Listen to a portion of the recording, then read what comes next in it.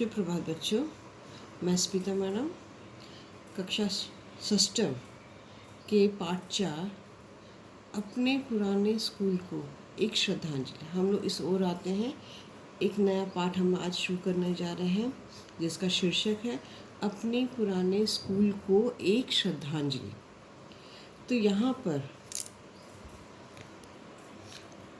पर जो लेखिका है वो एक विद्यार्थी के बारे में बता रही है जो दूसरे विद्यालय में एक जगह से दूसरे विद्यालय पर जाता है और वहाँ अपने आप को ढालने की कोशिश करता है और फिर अपने आप को एक अच्छा स्टूडेंट, अपने एक अच्छा विद्यार्थी वहाँ साबित करता है। तो यहाँ पर वही बताना जा रही है कि वो पुराने स्कूल को एक श्रद्धांजलि के रूप में नए स्कूल में पेश कर रहा है।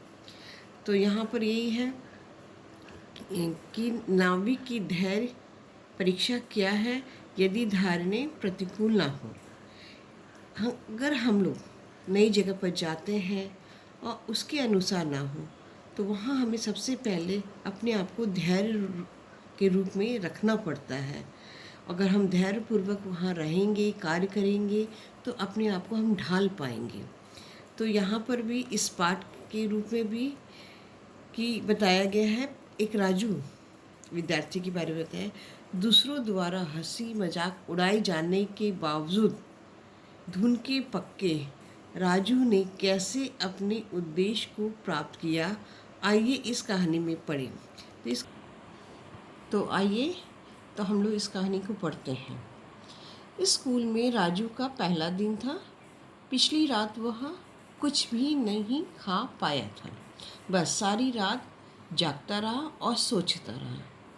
तो यहाँ पर राजू, जब हम दूसरी जगह जा रहे हैं, दूसरे विद्यालय में जा रहे हैं, तो हमारे मन में बहुत सारे विचार आने शुरू हो जाते हैं। तो उसी तरह राजू के भी मन में विचार आ रहे थे, इसलिए वो कुछ रात में भी नहीं खा पा रहा था, बस सारी रात जागता रहा और सोचता रहा। क्या सोच रहा था, देखें। अपने पुराने स्कूल में वह एक मेधावी छात्र था। पिछले 5 वर्षों से वह हर वर्ष कक्षा में सबसे आगे था। उसे कहानियों की किताबें पढ़ने का शौक था, अतः उसकी अंग्रेज़ी और हिंदी बहुत अच्छी थी। उसे सामान्य ज्ञान की पुस्तकें पढ़ना बहुत पसंद था, जिससे वह विज्ञान और इतिहास की बहुत सी बातों को जान गया था। गणित का तो वो जादूगर था। अध्यापक द्वारा बोर्ड पर पूरा प्रश्न लिखने से पूर्व ही उसका उत्तर बताने के लिए अधीर हो हाथ उठा लेता था। कहने का मतलब है यहाँ पर वो सोच रहा था कि मैं जो पुराना विद्यालय से जो हूँ तो वहाँ पर मेरे बारे में क्या लोगों की थी और वहाँ पर उसके साथ क्या क्या। तो वो एक मेधावी छात्र था, बुद्धिमान था। वो 5 वर्ष उस विद्यालय में रह चुका था। उसकी क्या क्या खूबियाँ थीं, उसके कहानियों की किताबें पढ़ने का शौक़ था। इसीलिए वो जो कहानी की किताबें पढ़ता था उससे इंग्लिश और उसकी हिंदी बहुत अच्छी हो गई थी।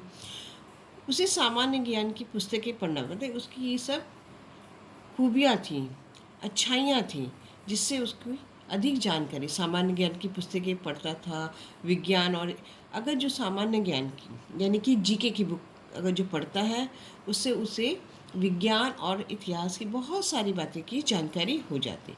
और गणित का तो जादूगर यानी कि मैथ्स का तो वो जादूगर था।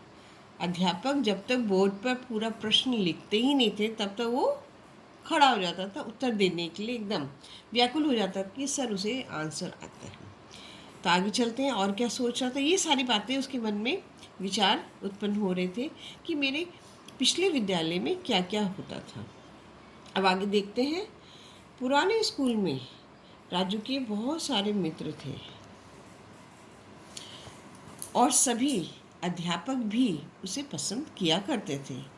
वो सबसे खुशी खुशी मिलता और मुस्कुराकर हेलो कहता। जब भी कोई कठिनाई में होता तो वही सबसे पहले उसकी मदद के लिए पहुंच जाता। उसके पुराने स्कूल में किसी ने भी कभी भी उसकी कमज़ोरी की ओर ध्यान नहीं दिया। उसकी टांगें बहुत पतली और दुर्बल थी, उसके घुटने कमज़ोर थे और अधिक समय तक उसके शरीर का भार सहन नहीं कर पाते थे। ना तो वो ज़्यादा देर खड़ा रह सकता था और ना ही खेल पाता। तो कहने का तात्पर्य यहाँ पर है कि पुराने विद्यालय में राजू के बहुत सारे मित्र थे और अध्यापक भी उसे बहुत पसंद किया करते थे। सबसे मिलता था और सबसे मुलाकात करके हेलो कहता था।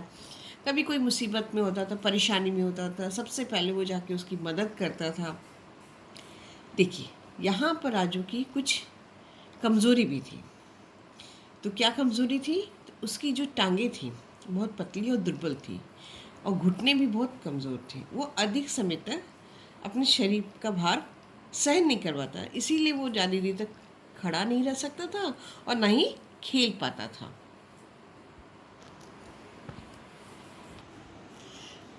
जब भी वो स्कूल में मैच होता था तो राजू अपने साथियों को खेलते हुए देखता और जोर शोर से उनका उत्साह बढ़ाता था, यानी कि हौसला बढ़ाता था। मैच हारते समय उसके प्रेरणादायक शब्दों से उसके मित्रों में आशा का संचार होता था और वे नई स्फूर्ति से खेलने लगते थे। यानी कि वो खूब उनको उत्साह दिलाता था क्योंकि वो खेल नहीं सकता था, लेकिन अपने मित्रों का उत्साह बढ़ाता था और प्रेरणादायक शब्दों में, यानी कि खूब अच्छी अच्छी बातों से उन लोग को उत्साह बढ़ाकर नई स्फूर्ति लाने की कोशिश करता था। और ये सारी उसके में खूबियाँ थी, क्योंकि उसके शरीर का एक अंश पैरों का भार उठा नहीं पाते। तो यही सारी रात राजू अपने पुराने विद्यालय के विषय में सोचता। तो यही सारी बातें को रात भर सोचता रहा। उसने सच्चे मन से प्रार्थना की, उसका नया स्कूल भी उसके पुराने स्कूल जितना ही अच्छा हो।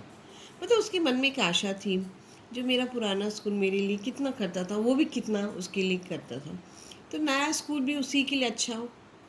वैसे राजू ये भली भांति जानता था कि यदि स्वर्ग में भी स्कूल हो तो वे भी उसके पुराने स्कूल से ज़्यादा अच्छे तो नहीं हो सकते। मतलब उसकी कल्पना थी और वो अच्छी तरह से जानता था, जो मेरा पुराना स्कूल है उस तरह तो शायद और कोई स्कूल हो ही नहीं सकता। वो कल्पना भी नहीं कर सकता, वो जानता था। लेकिन फिर भी एक मन में आशा थी, शायद कुछ तो उससे मिलता जुलता हो।